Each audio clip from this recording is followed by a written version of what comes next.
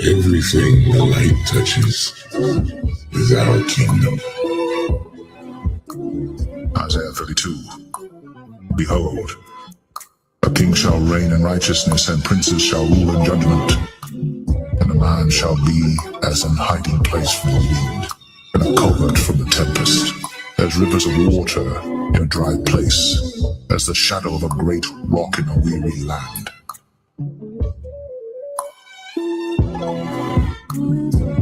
And a man shall be as an hiding place from the wind, and a covert from the tempest, as rivers of water in a dry place, as the shadow of a great rock in a weary land. And a man shall be as an hiding place from the wind, and a covert from the tempest, as rivers of water in a dry place, as the shadow of a great rock in a weary land.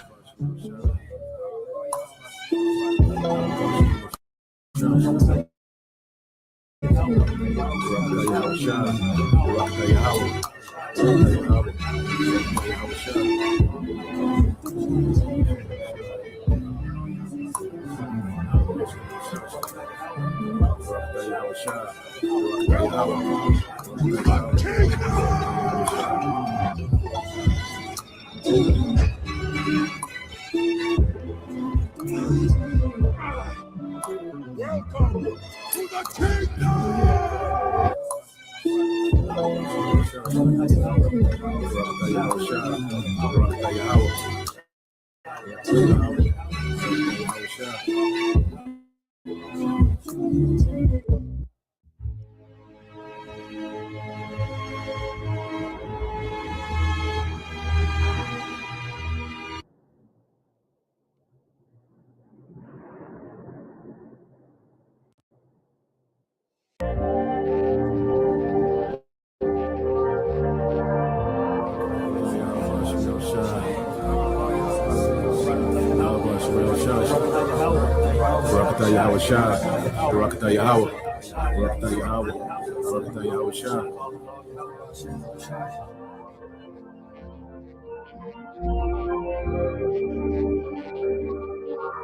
Revelation 14.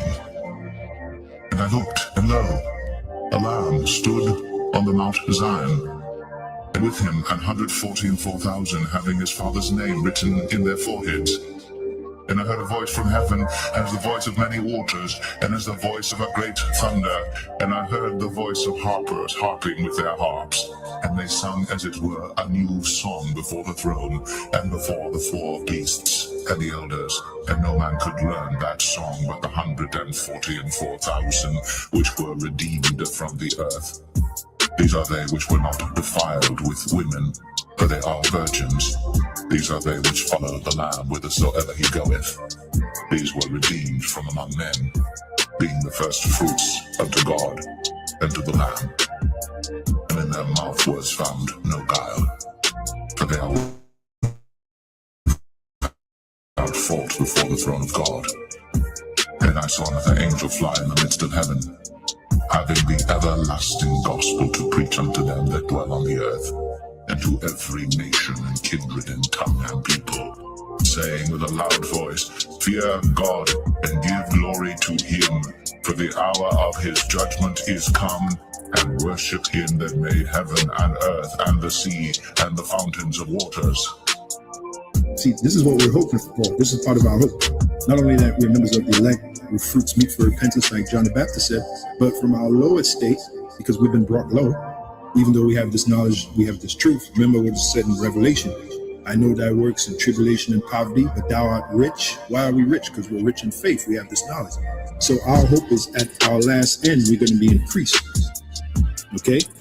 And if you ask me, the greatest riches right now is to be delivered by Yahushua, is to get that new body that the Apostle Paul spoke about in 1 Corinthians, the 15th chapter, to get that. Get that new body where we'll never be sick, we'll be immortals, like it said in 1 Corinthians 15, to be delivered from the coming destruction and to be a part of Yahweh cabinet in the next kingdom. Okay, those are the real riches right now. That's what we want to get. Because if you get that, you got everything. I mean, you got everything. Okay, so our sights are set a lot higher than this present world. All right, as it is written, the fashion of this world shall pass away. We are individuals of vision, and the scripture said where an individual lacks vision, he perishes. Okay, so we can see the future. All right, and we hope that we're going to be part of it, beginning with the elect.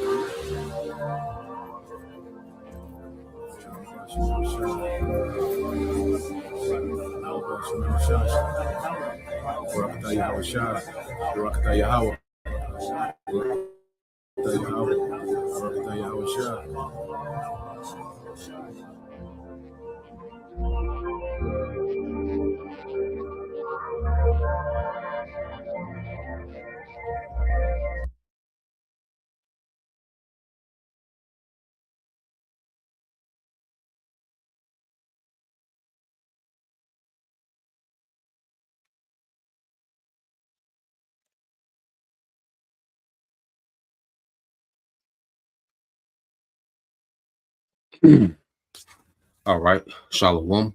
First and foremost, I would like to give all praise and glory unto Yahweh Bahashem, Yahushua Bahashem, Rakakwadash, and all my honors unto the apostles and the elders of GMS who rule well, teach well, being great examples to his younger brothers. And peace and blessings and salutation to the whole elect out there pushing his word and truth and in sincerity across the four winds in the name of Yahweh Bahashem, Yahushua Bahashem, Rakakwadash, pushing to get up out of here. Shalom to the whole elect, the believers and listeners whom have came back to the obedience of the scriptures through faith in Yahweh Bashem Yahushua. All right, so this is another morning news, all right, and prophecy. And what we're going to get into is how this war and technocracy go hand in hand. Okay, and what we're seeing, both of these prophecies begin to escalate, okay, and continue to take shape.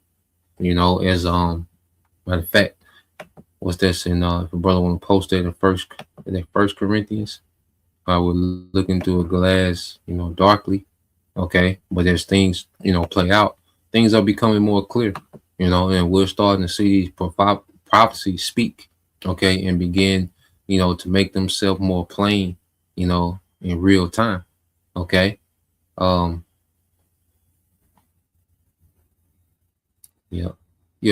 First Corinthians 13:9, if a brother want to get that, okay.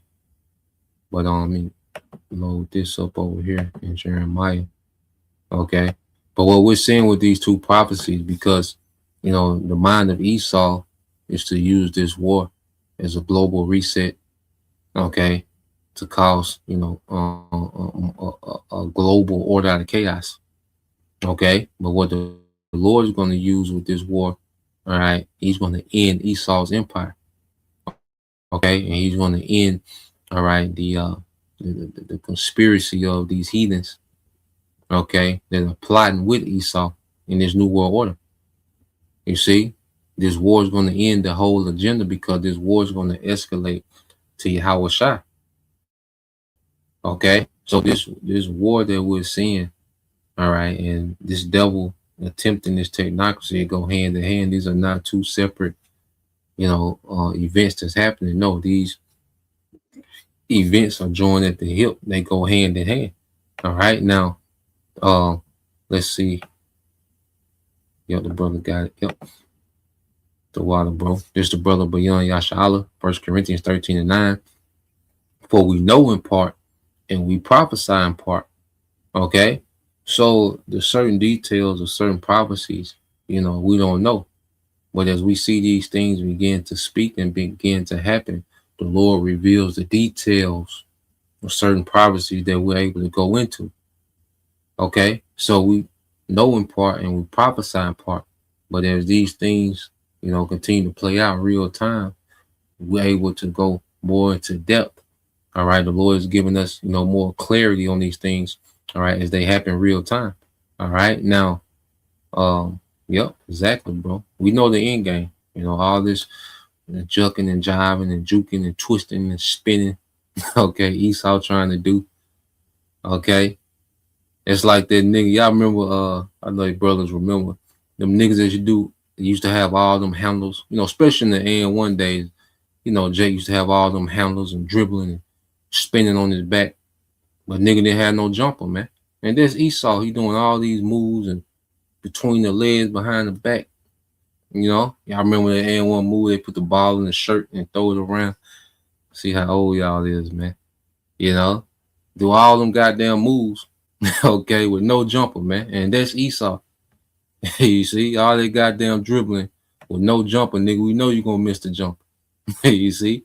Um, but yeah, let's go here to I looked it up real quick. That meaning hand in hand, which is a saying, okay, hand in hand, something is hand in hand. Now you got the idiomatic meaning, okay? It says, idiomatic meaning. It says closely connected. It says, what is the meaning of hand in hand? It says two concepts, actions, or things that are closely linked, dependent on each other, or cannot be separated. Often using the phrase go hand in hand. Okay? So we know these prophecies of war and the MOTB, they go hand in hand. They're directly, all right, correlated. All right? They depend on each other, because the devil, all right, his his mind, the Lord put it on his mind, to start a war for the global reset. And see now, no matter how it's going, no matter what's backfiring, no matter how this devil is losing, okay, he still he too far in. All right, he too far in to turn back. He's invested too much. Okay, and we know, all right, that the will of the Lord is he's hardened, to try to pull this off because of the will of Yahweh by Shema Shai. Okay. So man, it's beautiful, to see how the Lord, has prophecy dominating, okay, the narrative, man. Okay, no matter what this nigga is trying to do. So let's go here to the book of Jeremiah, then we'll get into some things, some geopolitics, and also, how now the devil is shifting gears. Okay. Now when you let's go first. Let's go to Jeremiah 51. Which the brother, posted 46, but I wanted to get a little bit before and after that as well, So let's go to Jeremiah 51 and let's start it.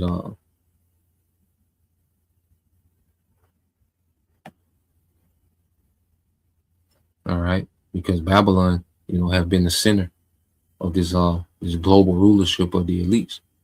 Okay, so the fall of Babylon is the fall of the whole system. Okay, ain't no phoenix. Okay, this whole thing of phoenix, the new world order, arising out of the ashes of this war. All right, a technocracy, arising, all right, out of the ashes of this war. No, it's not going to happen, man. Okay, so let's read this. Let's go here. This is Jeremiah 51 and 44. All right, 144. That 5, goes into power.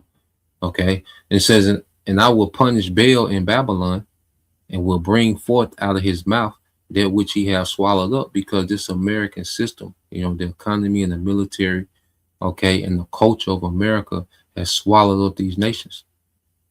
The elites have used America as what the hammer of the earth. You see, and these nations, have gotten in debt with the dollar. Okay, they've taken on, the culture of America, which has weakened their culture. All right, and they've been under, the boot of the American military. So, the elites have used, this American system to swallow up the nations.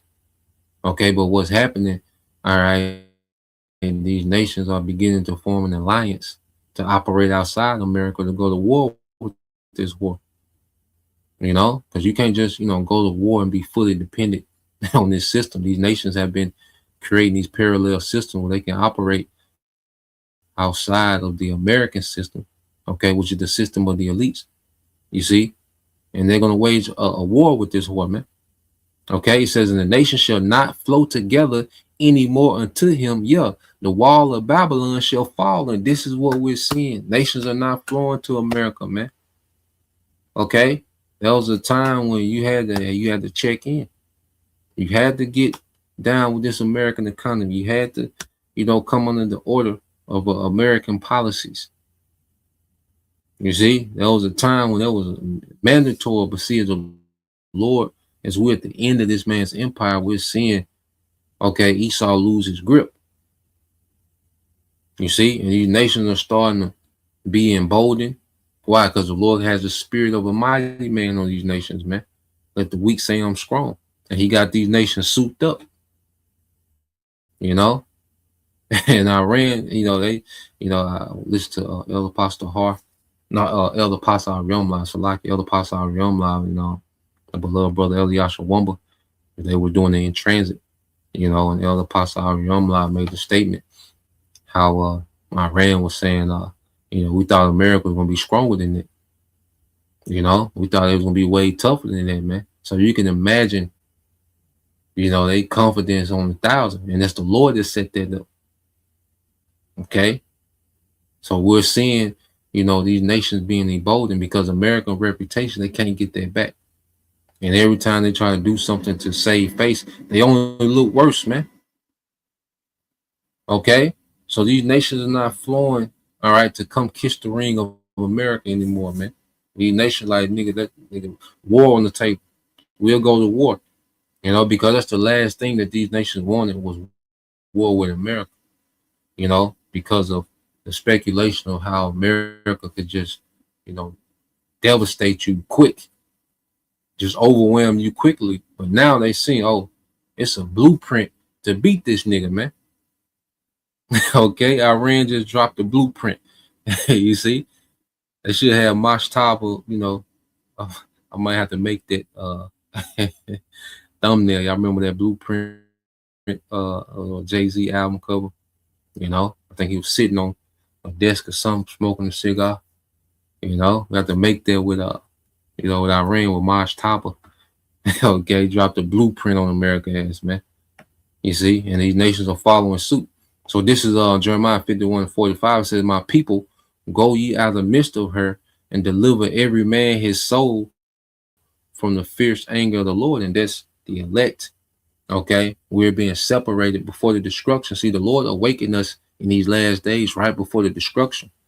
Imagine someone come, and shaking you, all right, before a destruction. Imagine you're in the big building, okay, and it's someone that knows that this building is finna be destroyed, and they come and wake you out of sleep so you can get out that building before it's destroyed. And this is what the Lord has done for us in these latter days, man, by awakening, by raising up the prophets, okay, and the prophets is preaching this word, and it's shaking the elect, waking them up to separate, okay, from America, so we don't partake in her plagues, as the scriptures say.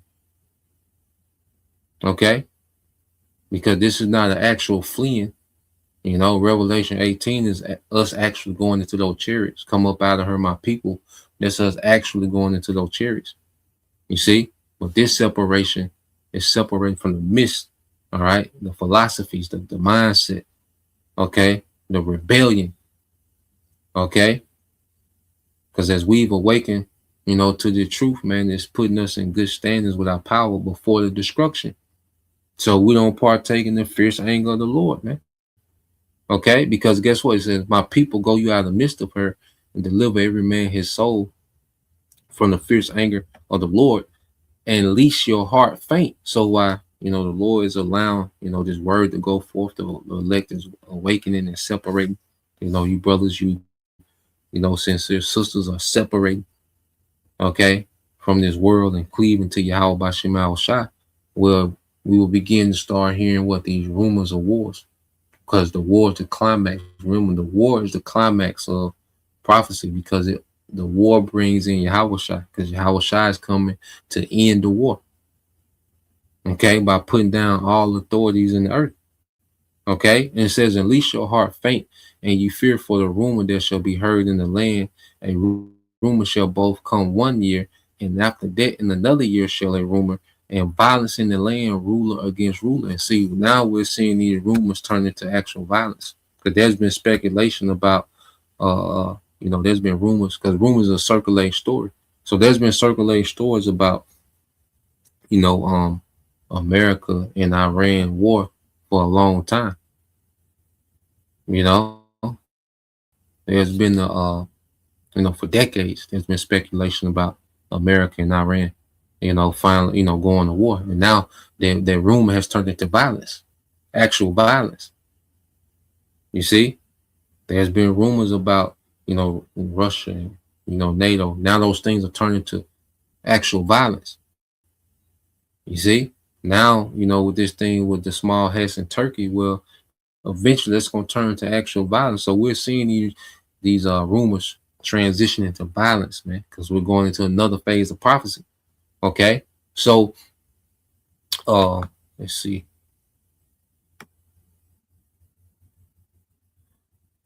Yeah, let's all right.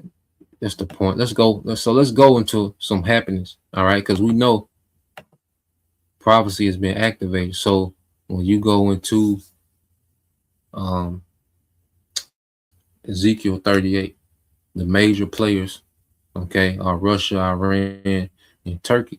Now Russia, Iran already getting busy. Magog and Persia, they already in the trenches with it. You see, they're getting busy. They're active. Okay. Now Turkey has to be activated. Okay. And guess what? The least of the flock shall draw them out. Hey, the small hats tagging everybody into this war, man. And that's their purpose. Cause it ain't like them niggas is a great military, but them niggas just have the assignment of tagging everybody in. Okay, cause they they got skull drug when they went against Iran.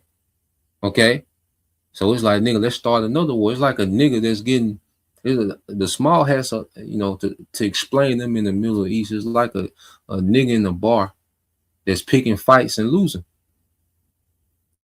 He picked this fight over here, okay, get beat down, and then as soon as he recover, he go pick another fight, and that's all they're doing. But that's their role in prophecy, is to drag these nations into war, because these small has in their mind, look, we gonna get these nations go to war, we're gonna fall back while they go at it, and we're gonna be the last one standing.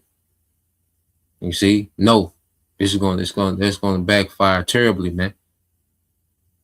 Okay, that's gonna backfire terribly, to where the land of Israel, okay, is gonna get wiped out. Now the difference between the destruction of America and Israel is Israel, which is our land, is gonna be built up. So ultimately, the Lord is gonna renovate that land for us to war. All right, now let's go here. Let's see. Yeah, so let's go into what's happening with Turkey.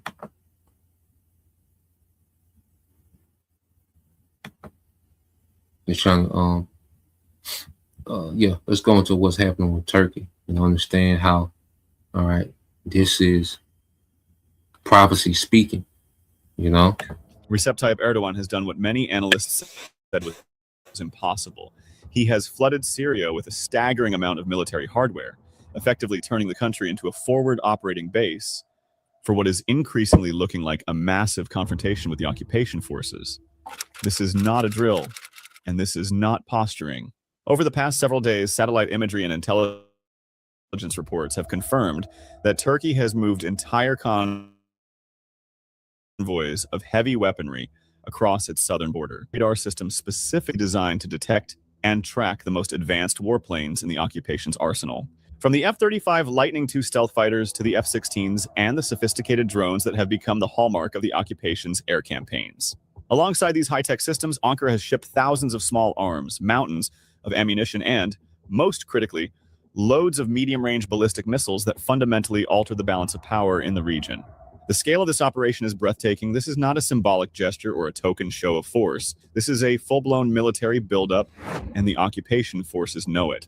Prime Minister Benjamin Netanyahu, the man whose hands are drenched in the blood of tens of thousands of Palestinians in Gaza, has been issuing panicked press releases like a man who has suddenly realized the ground beneath his feet is collapsing. Israel just stopped a security threat inside Syria from becoming something much bigger. Let's take a look at what happened. Since the Syrian civil war, Turkey has embedded itself inside of Syria. It now has a substantial military presence in roughly 5% of Syrian territory. Now, if we look to the south, where Israel's located, by contrast, Israel now holds approximately 0.1% along a border that has threats from Hezbollah and ISIS and other terror organizations, which means that Turkey, that has no threats, is holding 50 times more Syrian territory than Israel. More than a year ago, Israel and Syria reached an understanding to maintain the security status quo and to keep this border calm. Syria breached that understanding. Israeli intelligence identified that Turkish troops were about to deploy at the Abu al-Dahur air base, which is located in northern Syria, which is less than, as you can see, 200 miles from Israeli towns and Israeli communities. Prime Minister Netanyahu made Israel's position very clear. We will not allow Turkey to entrench itself in Syria and to be moving steadily south towards Israel's border. Israel warned Syria repeatedly, don't do it. We know that Syria received those warnings and that it chose to ignore them. So Israel delivered the message in another way. Now, some might ask, why should Israel be concerned about Turkish forces in Syria? Well, because Turkish President Erdogan has openly called for Israel's destruction. He even said about our closest partner, the United States, that, well, a just world is possible, but not with America. Is this the kind of guy you would want on your border? And October 7th made it clear to everyone. When your enemy tells you that he wants to destroy you, you should probably believe him. Prime Minister Netanyahu has also made something else very clear. Israel welcomes a return to the previous status quo. We are not looking for escalation, but neither Turkey nor any other country is going to threaten the state of Israel. For 2 years, Nigga, shut up. All right. So what you have with Turkey and Israel is they're starting to clash over Syria. Now, Israel, we know these small hats. Okay, these small hats. Niggas ain't true Israel. But these small hats, they want this greater Israel project. You know, and that's their mindset post World War III, is that they're going to get the land that was promised to Abraham in Genesis, the 14th chapter, you know, the 14th or the 15th chapter, you know, from the Nile River to the Euphrates, you know, which means that they will have to go into Syria, you know, parts of Saudi Arabia, Jordan, Iraq, you know, to try to fulfill, you know, to try to bless themselves with our land. You know, this whole greater Israel project is this devil, these small hats trying to bless themselves with our land. Okay, and set up and run, you know, the world through a technocracy from our promised land. No, nigga. Okay, but what you have with Turkey used to be the Ottoman Empire. Okay, so when you look at, matter of fact, I should have pulled it up before the lesson. Okay, let's see, map. When you look at the old map of the Ottoman Empire and Abaratazar, I got some history on it, and we'll tap into it this weekend, and it'll make sense. You know, World War I, you know, makes a lot of sense of certain conflicts that we see right now. So Abaratazar, we can tap into their history this weekend, Lord will. Okay, but you look at the map of the Ottoman Empire. Okay, let's see. Let's pull up a good map.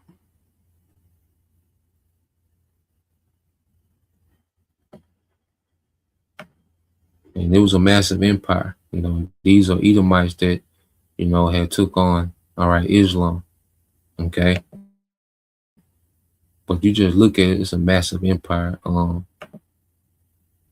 Let's see. Yeah, I think it's a pretty good picture there. So let's just look at this picture real quick. So you have, the small hats, you know, wanting to do a greater Israel. And you have Turkey. They wanted to start to take back territory of the old Ottoman Empire. Okay, and this is where the small hats in Turkey are beginning to clash. Okay, so when you go to let's see, here we go, the map. Let's look at this map real quick. That ain't the one. Hold on. Here you go. So look at this map of the Ottoman Empire, and you see the Ottoman Empire had most of Saudi Arabia. It had, it had Palestine. Okay, it had northern parts of Africa. Okay, they had, Italy. Going towards Italy. All right, but they a lot of Western Europe. Okay, Iraq. All this was Ottoman Empire. It was a vast empire. Okay, but after World War One, all right, they lost a lot of this land in what they call the Middle East, which is Western Asia. Okay, and it was split up, by the British, the French. Okay, then later America came and set up shop. Okay, these small hats were placed in power. British, gave because we always go to the Balfour Declaration where there was a British Parliament, okay, member, okay, that wrote that letter, all right, the Balfour Declaration to, all right, the Rothschild, awarding them the land in Palestine after they took it from, all right, the Ottoman Empire, the Turks, after World War One. So you have, the spirit of the Turks. Matter of fact, brother can post that Proverbs 21:1. So you have Erdogan. He's in the spirit of, getting back territory from that old Ottoman Empire. But then you have the small hats want to do the Greater Israel Project. And that's what we're starting to see them clash, which is activating Turkey for his role in prophecy. And they're being drugged out. They're being drawn out by who? The small hats, the least of the flock. Okay, the rat bastards. So, yeah, so you got that happening. So let's go from there. Because remember also how NATO is going to turn on, all right, America. When you go here, I got one more video, then we'll shift gears a little bit. Where we at?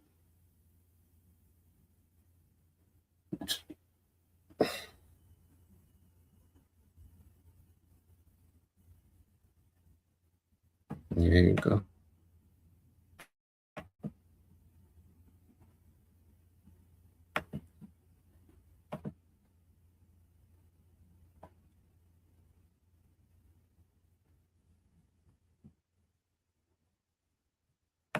All right, this the brother. It's the brother Anah, GMS All In 144, Proverbs 21:1. It said, the king's heart is in the hand of the Lord, Yahweh by Shema Shai. As the rivers of water, he turneth it whithersoever he will. So the Lord got these leaders of these different nations all of them are beginning to get ambitious at the same time, especially as they see America fall. They're seeing America fall, all right, which is creating a power vacuum. All these nations are getting ambitious. These leaders are getting ambitious. Everybody going with their move, because America speculation of power, kept a lot of these nations in check for being too ambitious.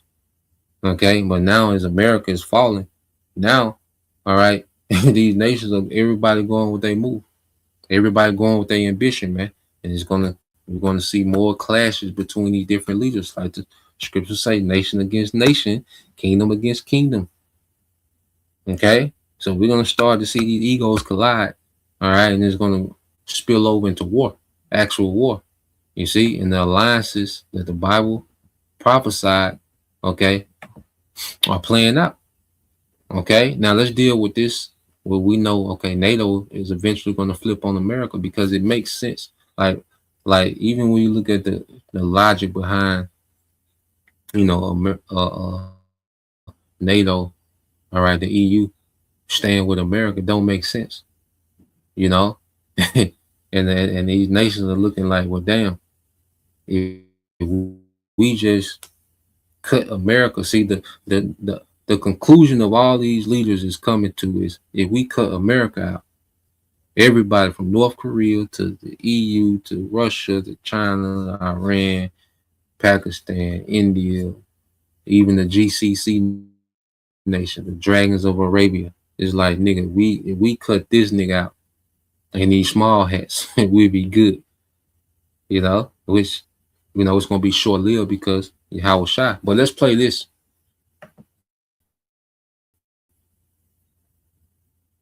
Spelled everything out very clearly. It's Russia, Iran, and China as the three potential blockages to American primacy in Eurasia, and then all of these geopolitical pivots around each of them so that they can be somehow brought down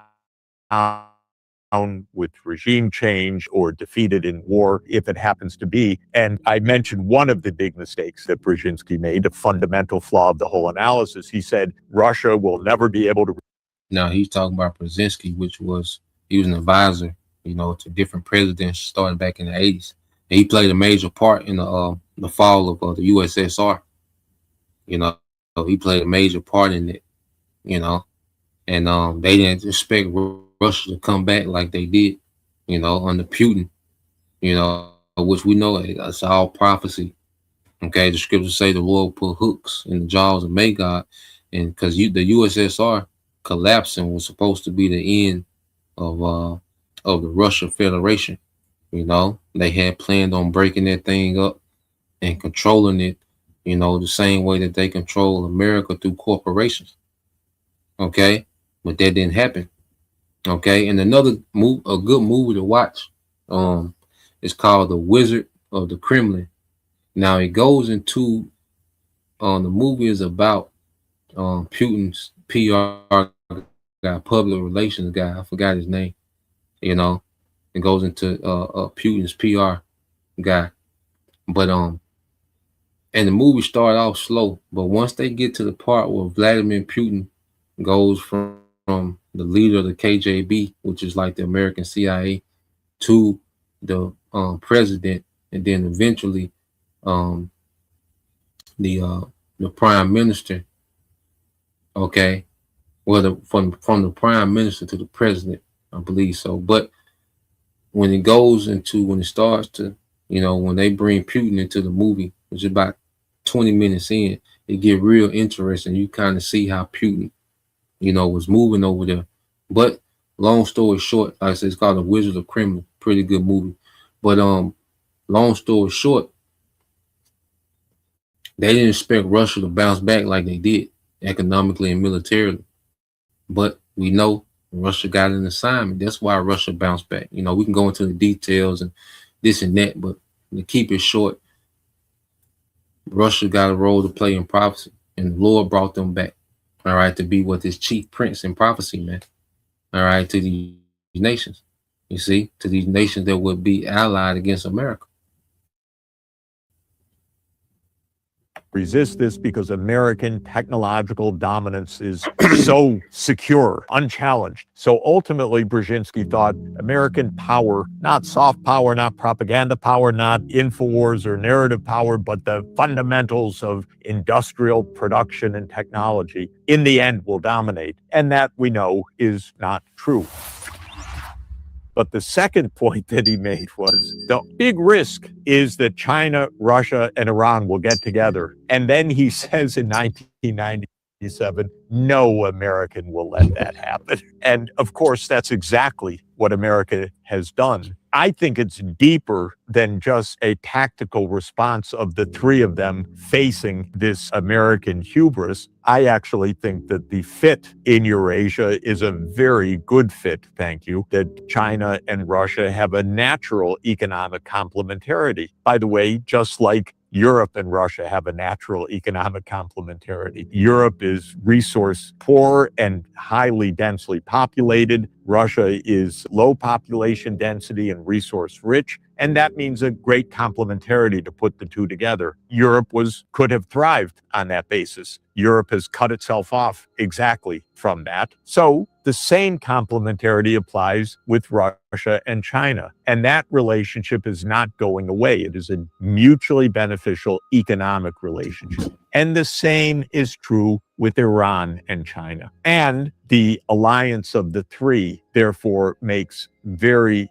big sense. And then even more than that, if you look at Eurasia, east of that line, basically from the longitudes of the Middle East all the way to the Pacific, with the bit of a complexity about India and its place in the global geopolitics, all the rest will coalesce into an economic unity of Eurasia that makes a lot of sense. And Europe will find itself out on the far western periphery, cut off from its natural trading partners, Russia and China, and finding that the United States ain't no friend. And that's what Europe doesn't understand also, that Europe has put itself so squarely into a corner. It's geographically in a kind of corner, but it put itself geopolitically into a corner by its naivete and kind of corrupt vassalage to the United States. And if the Europeans would read Brzezinski, they would see that they were already regarded as vassals back 30 years ago, and they have become even more so today. So where is it all heading? The biggest hope is that the publics of the US and Europe are sick of this. It's not to their advantage. Our societies are hurting. They're divided. There are so many problems. Their infrastructure doesn't work in the United States. It's failing even in Europe, where it was always kept to a higher standard. But now, apparently, I haven't ridden on German rail recently, but people are telling me that it's unimaginable what is happening right now to even basic services in the European side, as these fools like Merz proclaim that the goal is to prepare for war. So I think the publics are disgusted, and maybe it sounds naive, but I don't give up on democracy through. But yeah, so the points he was making, all right, was that the NATO is starting to see, that these European nations, because NATO is just a military alliance between America and the EU. It's another branch of military, to where they have a standing military in that region, that can aid, all right, the empire's imperialism, which is America, man. Okay. So what you have with these EU nations is they realize, like, well, shit, we ain't nothing to America. Like, they like, America can't protect us. Okay. Trying to adhere to these sanctions and abide by all these sanctions that America is doing nothing for our economy. Is hurting us, because it will make way more sense to just have a pipeline come from Russia, go through Ukraine and Poland into Europe. They can get far cheaper gas. Okay. They can get natural gas as well, not just oil. Okay. They can get oil and natural gas. Okay. Which will be far cheaper. Okay. It will be quicker to come from Russia than try to get gas, get oil and energy out of the Strait of Hormuz. Okay. And then when you put yourself at the mercy of American decision making, they're suffering, man. So it's like, they're starting to lean towards Russia and China. Okay. Russia and China is making sense to everybody. Okay. And America and these small hands are becoming isolated. Okay. So everything is playing out exactly according to prophecy military. So the war is locked in. The alliances that the scriptures speak about, they're all aligning. Okay. Everything is locked in. NATO turning on America. That's in motion. We know which way it's going. We know Turkey and small hats, they're going to intensify, and Turkey going to go their way toward the chief prince. All right, Russia. All right, the EU nation, they're going to see war with Russia wouldn't make sense. Okay. And they see that America can't protect, the EU was postured up against Russia because they thought America could protect them. They thought America and NATO could protect them, but now they see that there's a facade. Okay. We're going to see them scurry and slither towards Russia, man, and eventually shoot nukes on America, man. Okay. So everything for the war is in motion. Now it's on these devils. They gonna have to come on and collapse this thing. They're gonna have to bring the crisis. They're gonna have to do what they gotta do to enforce this technocracy. Okay. Now they gotta come with it. All right. No matter how the war going and how certain things are backfiring, they still gotta come on with this technocracy, man. All right. They still gotta come with the collapse. Okay. And now what we're starting to see is these devils now are hinting towards going ahead and pulling the plug on the dollar, which is pulling the plug on the global economy.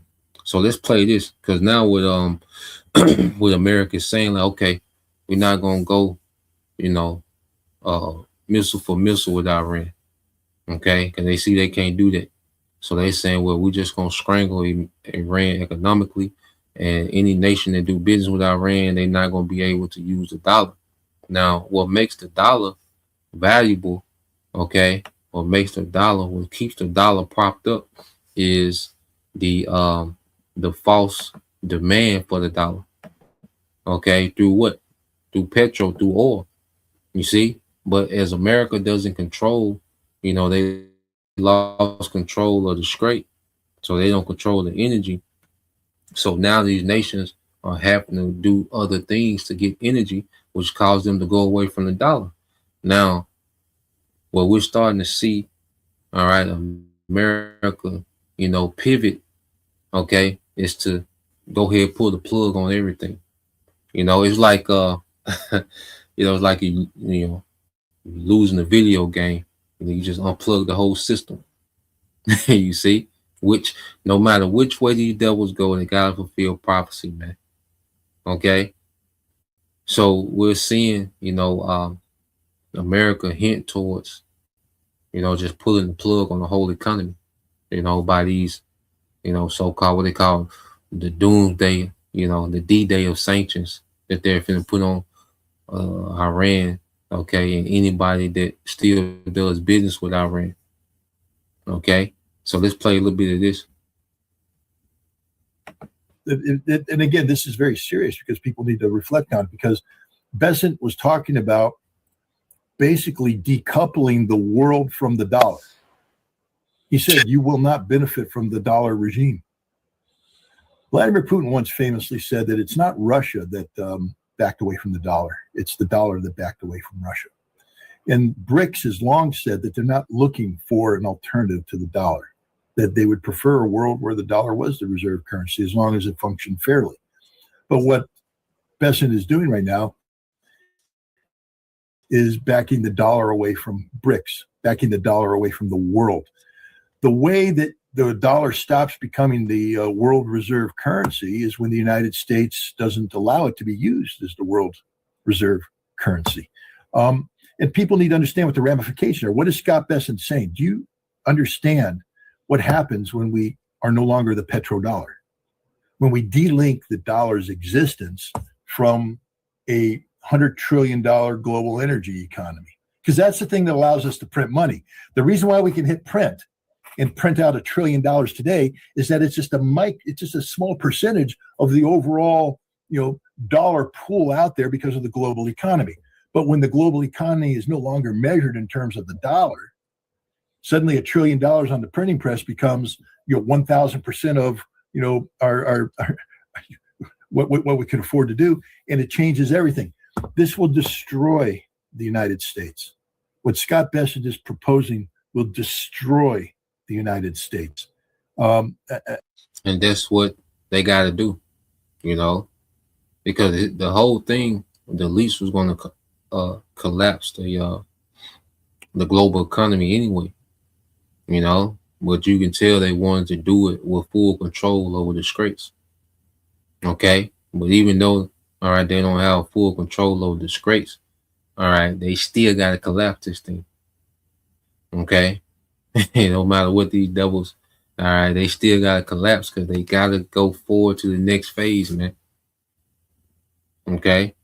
Which is to bring the crisis, because in order to bring the order, they have to bring the chaos. So they got to bring the chaos, man. And America economy is going to suffer the worst. It's going to be a global global collapse of the economy, because everything is pegged to the dollar. So when the dollar collapses, everything collapses. But what these nations, and especially these nations in prophecy, these nations that the kings of the east, Ezekiel 38, all these nations, okay, have systems to where they can still function even during the collapse. Okay, because why? They have an assignment in prophecy. So the Lord has, allowed these nations to set up a system outside the dollar to where they can still fulfill their role in prophecy, which is destroy America. Okay, so they have these, these parallel economies in which they think they're going to segue into the new world order from these parallel economies, and that's when Yahweh Shai comes in, okay, and destroys, all right, the ambition of these nations to move forward with this new world order. Phase one is destroying America. Okay, so these nations are in position. They have everything they need economically and militarily to destroy America. Okay, but then as they think they're going to segue into the new world order, all right, minus America, you see, that's when Yahweh Shai comes in. Okay, so let's go here, because no matter what they do economically or militarily, okay, it's going to eventually just lead to a collapse, a complete collapse, okay, of the economy, in which we're going to have. You're invited to join Phoenix Energy's next webinar, where you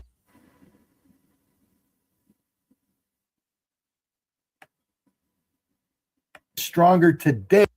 All right, so no matter what avenue they take, all right, it's going to be a collapse of the economy, and you're going to have the other prophecy they got to play out with the civil unrest, the Egyptian versus Egyptian, okay, Jacob's trouble, the persecution of the prophet, the famine of the word. All this going to happen within this collapse, so this devil has to do this, you see, because it's prophecy. All right, so no matter what, if he try to go militarily and bully economically, however, whichever way it go, it ends in the same thing. Okay, he got to go through that door, man. So let's play this. Than they're expending. Iran is stronger today than they were when the war started. That is an absolute certainty. We are far weaker today than when the war. So, if the moment Trump strikes an economic target in Iran, understand this: Iran will take out the totality of the regional energy production infrastructure. And when that happens, the global economy, including America's economy, collapses. They said, Trump's not barking up that tree. That's why, because somebody got to him and stopped him before he escalated further, said, if you do this, it's irreversible. Irreversible. The global economy and in fact, yeah, man. So the Esau through. He stepped on his trap. Okay? Esau stepped in that trap, man. America, Babylon. As the scriptures say, they stepped on that. The Lord laid a landmine called Iran. Okay? In this devil's path. And he stepped on that landmine and blew up. And this nigga trying to recover. Okay? And ultimately, he got to do what he got to do. Regardless of how things are going. Okay? He got to do what he got to do. He going to have to crash this thing. So the thing we looking for now is like the blackouts, the, inflation, hyperinflation. However he do it, whether it's through Iran, him striking Iran energy infrastructure, then Iran, taking out all the energy infrastructure from the GCC nations. Okay, it all will lead to a global collapse. So whether they play these economic games and do sanctions and this and that and decoupling the dollar and unplugging the dollar from the system, however these devils want to play it, okay, it's gonna all lead to the same thing. And this is what the devil, you best believe the devil is seeing, like, damn, every move lead to the same outcome. Yes, because prophecy is fully taken over, man. Okay, prophecy is fully taken over. So let's go from there. If a brother could, let's get Isaiah 13 verses 17 through 20, Bible shot. Isaiah chapter 13 verses 17 through 20. So I got one more. Yep, famine, pestilence, come. Yep, they got to come to pass, man. You know.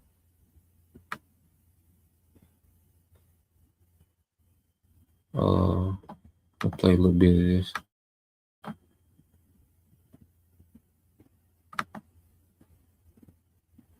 this. To destroy international relations between countries, to attack free trade. The U.S. created World Free Trade System. It's a U.S.-backed system, and the U.S. is dismantling it. Now, they're the lead sort of actor dismantling it. The reason they're dismantling it, Nima, is because, like petulant children, especially these neoconservatives and Donald Trump, who himself doesn't have any ideology other than power and fame and his massive galactic size ego. But besides that, this layer of the U.S. establishment of the oligarchy is upset because they lost. They lost the era of globalization. And the reason the U.S. lost in the era of globalization, an era they promoted. All of the multilateral institutions, right, the WTO and everyone else, these are British and American creations. But both the British and the Americans did something. They basically financialized their economies and asset stripped their industries, and what they considered to be non-performing sections of their corporations or industry, whatever, are things that turn the smallest profit, like labor. So what did they do? Outsource the labor to China, to Vietnam, to Southeast Asia, to the global South. And did so in exchange for shareholder dividends. Simple as that. Share prices go up, and all Donald Trump cares about, Nima, what does he talk about with the economy? The stock market. That's it. The stock market. That's the index of happiness for this president. That's the only thing that matters. So, but that's a superficial, that does not represent the fundamentals of the economy. It doesn't. What it does is it represents Wall Street's ability to make money by doing nothing. That's what that represents, at the expense of all of the working class Rust Belt jobs that Donald Trump and J.D. Vance put on this whole show with this fake MAGA populism, because they wanted all those votes. They wanted all those Reagan Democrats and Blue Dog Democrats. They wanted them. They wanted them to get him elected in 2024. Make America great. I'm going to bring the jobs home. This is all a show. Now you're seeing the show has collapsed. The show is collapsed. This is the final episode of The Apprentice. You're watching it right now. It's tragic. It's a tragedy. So the whole thing is collapsed. They've lost the war of globalization because Wall Street got greedy. The city of London got greedy. And now they're trying to blow up the very system that they created. That's all they can do. That's all they can do, man. Pull the plug on it. Okay? This devil, he overreached. You know, with Iran, he stepped into that snare. Okay? Now you're done. You see, every move going forward is a bad move for Esau. Okay? There's no good moves for Esau either. Every move going forward is a bad move for this devil, man. Okay? So let's and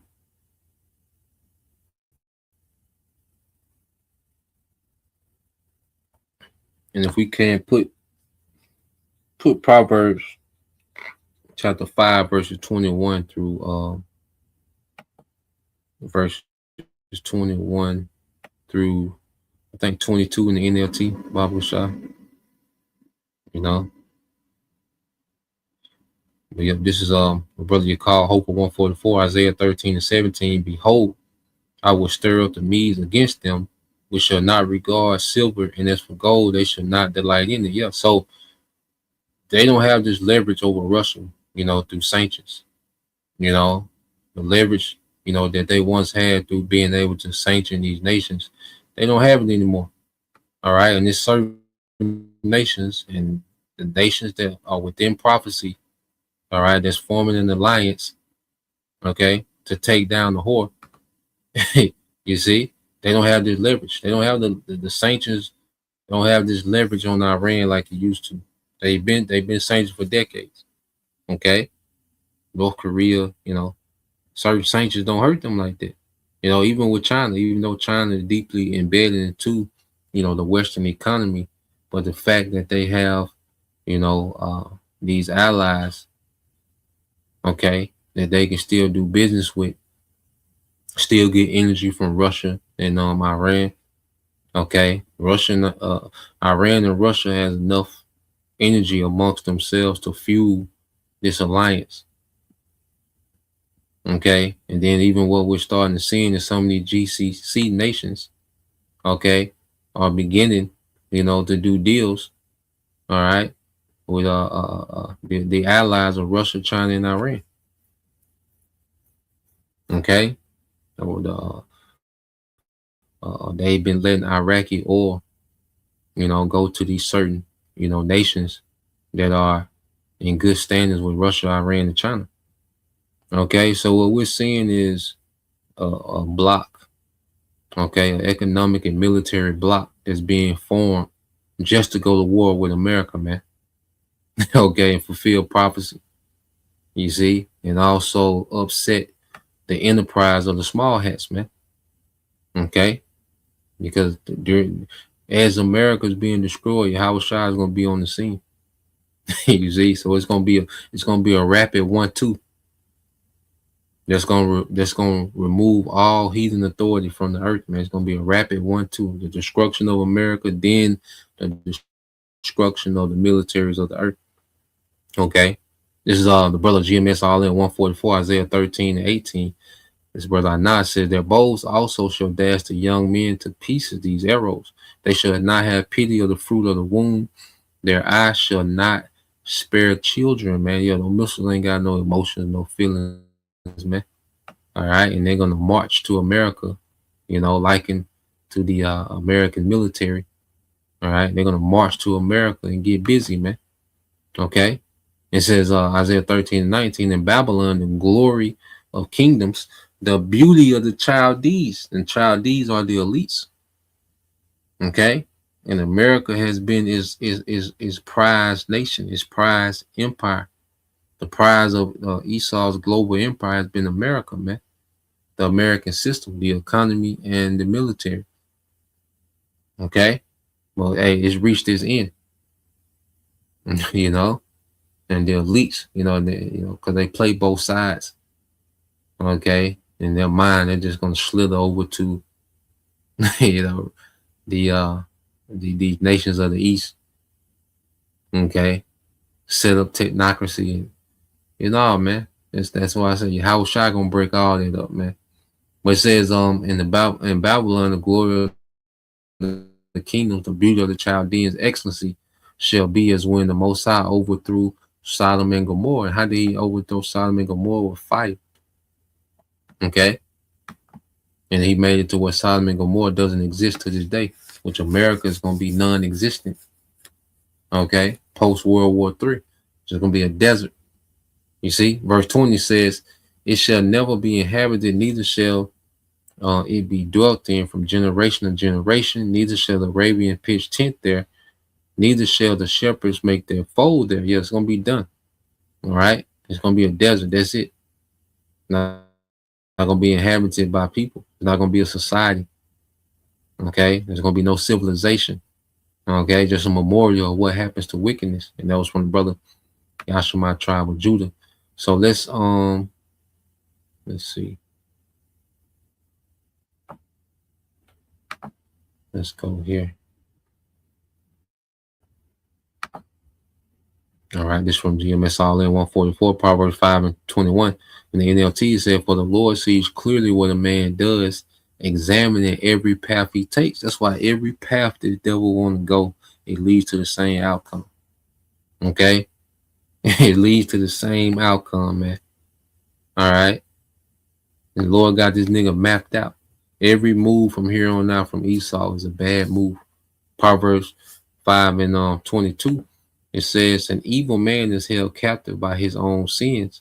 They are ropes that catch and hold him, man. So Esau's ensnared in his own wickedness, man. Because the whole agenda is completely wicked. And it's a rebellion against Yahweh Bashim Shai. So the foundation of what the devil is doing is corrupted, man. And all he has done is set snares for himself all throughout the earth. And now he's just stepping into his own traps.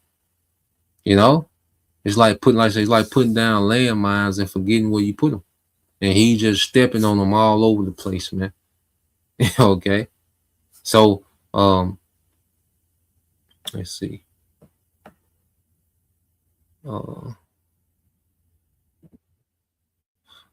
Yeah, that's the point. We'll leave it there. You know, my brothers, I will. Yeah, we'll tap in some more in the morning. So yeah, the Lord will, you know, you brothers. All right, and you few sisters edified once again. We'll give all praise and glory unto Yahweh Bahashem, Yahweh Shah Bahashem, Rekakadash, and double honors unto the apostles and the elders of GMS who rule well, teach well, being great examples towards younger brothers. And peace and blessings, salutations to the hopeful. Shalom.